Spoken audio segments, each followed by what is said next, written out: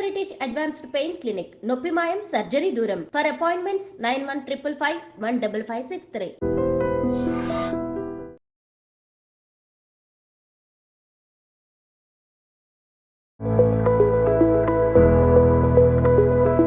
హస్తం అంటే చేయి, ప్రయోగం అంటే వాడుకోవడం. చేయి వాడుకోవడం, చేయి దేన్ని వాడతారు? యూజువల్గా జెనైటల్ స్టిమ్యులేషన్, జననాంగాల్ని చేత్తో స్పర్శించినప్పుడు ఒక రకమైన ప్రెషర్ వస్తుంది. దాన్ని హస్త ప్రయోగం అంటారు. ఈ హస్త ప్రయోగము అబ్బాయిలు చేస్తారు, అమ్మాయిలు చేసుకుంటారు. చేత్తో టచ్ చేయనప్పుడు కూడా ఒక రకమైన ప్రెషర్ వస్తుంది. కొద్దిమంది వాళ్ళు జననాంగాల మీద ఒక సాఫ్ట్ క్లాత్ వేసుకొని ఆ క్లాత్ను రుద్దుతూ ఉంటారు.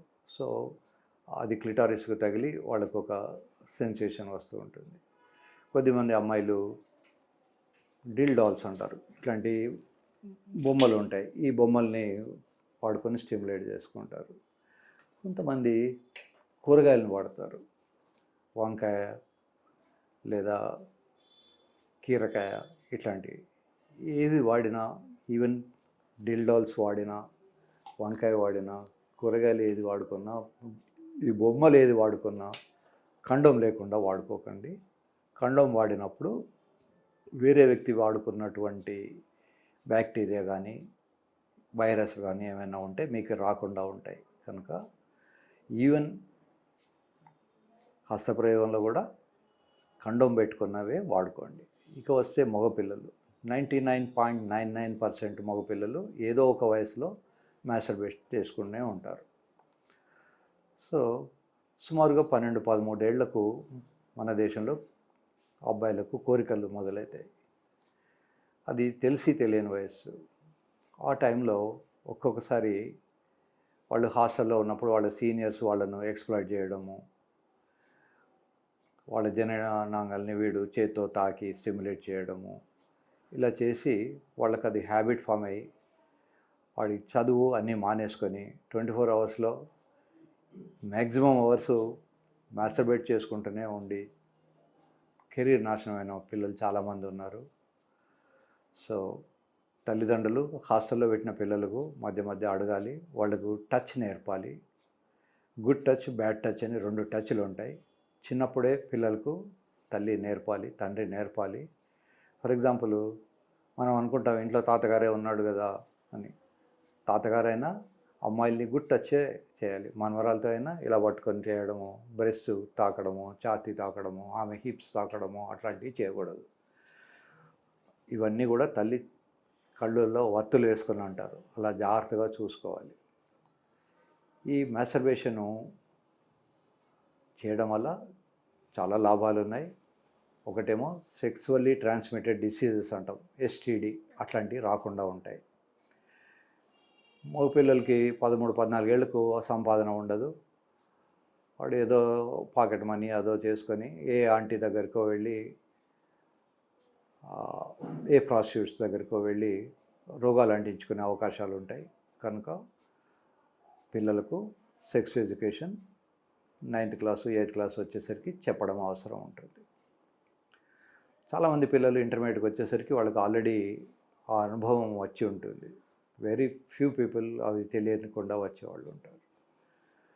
సో ఈ హస్తప్రయోగాలు కొద్దిమంది చేత్తో ఒప్పుకుంటారు, కొద్దిమంది దిండు మీద పడుకొని వాళ్ళ హిప్స్ను అవి స్టిమ్యులేట్ చేసి ఎగరేస్తుంటారు, రకరకాలు చేస్తారు. ఏది చేసినా హస్తప్రయోగమే. చేయి వాడకుండా కేవలం దిండు వాడుకున్నా అది కూడా హస్తప్రయోగమే. ఒక్కోసారి నా దగ్గరికి సీనియర్ సిటిజన్స్ వస్తారు, సార్ 75 ఏళ్ళు ఉన్నాయి, వైఫ్ చనిపోయింది, కానీ ఏదో అనీజీనెస్గా ఉంటుంది. నేను వాళ్ళకు కూడా చెప్తాను, మధ్య మధ్య 15 రోజులకో నెలకో ఒకసారి మాస్టర్బేట్ చేసుకొని ఇజాక్యులేషన్ బయటికి తీయండి అని.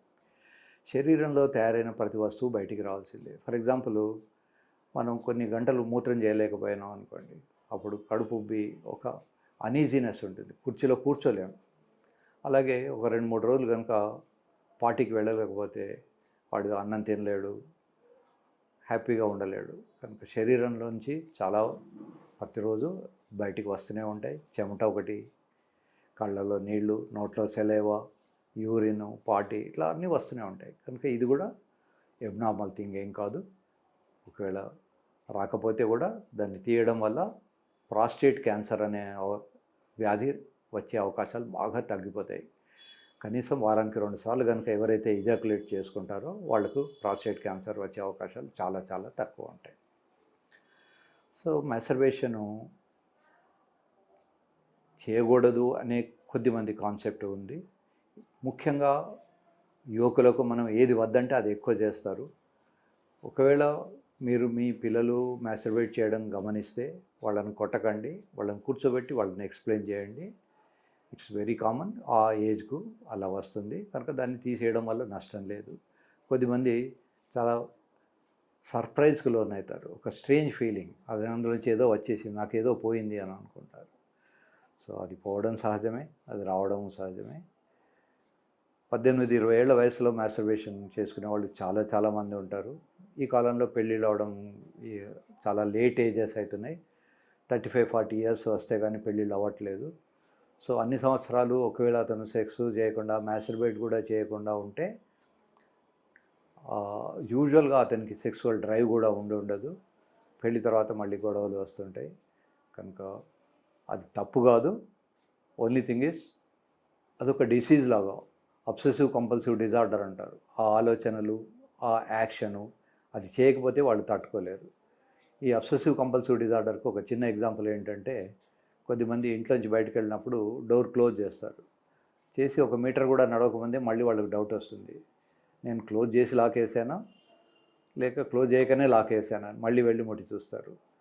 మళ్ళీ 5-10 నిమిషాలలో రెజిస్ట్ చేయలేరు, మళ్ళీ వస్తారు, మళ్ళీ ముట్టుకొని చూస్తారు. ఇలా రిపీటెడ్గా ఉన్నప్పుడు అది డిజార్డర్ అవుతుంది. దానివల్ల వాళ్ళ కెరీర్ దెబ్బతింటుంది, వాళ్ళ భవిష్యత్తు నాశనం అవుతుంది. అది ఒక డిసీజ్గా మారకముందు క్యాజువల్గా అప్పుడో ఇప్పుడో చేసుకుంటే నష్టం లేదు. అలా చేయడం వల్ల లాభాలే ఉంటాయి. సో మాస్టర్బేషన్ చేయకూడదు అనే కొన్ని సొసైటీస్ ఉన్నాయి, అవి అన్సైంటిఫిక్. సైంటిఫిక్ ఏమిటంటే ఈవెన్ ఇన్ ఓల్డ్ ఏజ్, ఎందుకంటే లోపల ప్రాస్టేటు, యురెత్రా ఇవన్నీ ఉంటాయి, వాటి నుంచి వచ్చే సీక్రెషన్స్ ఉంటాయి, అవి ఎక్కడికి వెళ్ళాలి, అవి బయటికి రావాల్సిందే. అమ్మాయిలకు కూడా వెజనల్ సీక్రెషన్స్ ఉంటాయి, దే టు గెట్ ప్లెజర్. క్లిటారిస్ తగిలినప్పుడు వాళ్ళకు కూడా ఒక రకమైన ఆనందం వస్తూ ఉంటుంది కనుక వాళ్ళు మాస్టర్బేట్ చేసుకోవాలి. Masturbation is not a social stigma.